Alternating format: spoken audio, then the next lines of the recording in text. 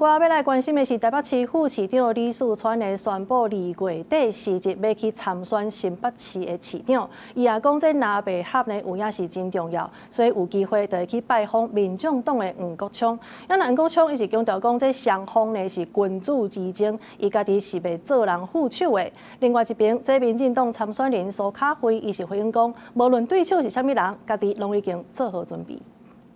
被电2002日地方选举，国民党新北市市长人选虽然还未正式提名，不过经过现任市长侯友宜介入协调，会由现任台北市副市长李树川表态争取，强调当仁不让，顺势而为。李树川会伫2月底请示3月投入选举，就连原本争取党内提名的老好人嘛，改做全力支援，小天作战。侯市长的这一个支持，对他8年的这个施政，说实在是值得我去学习。 那也谢谢刘和然副市长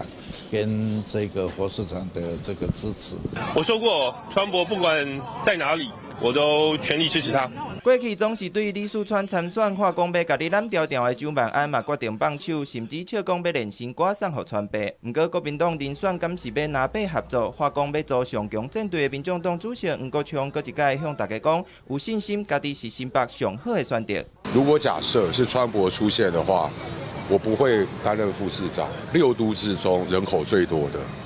那绝对不是任何一个人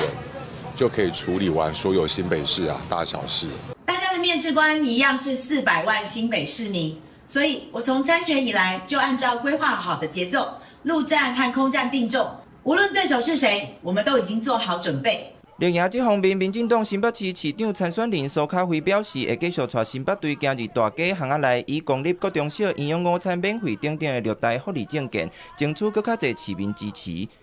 记者综合报道。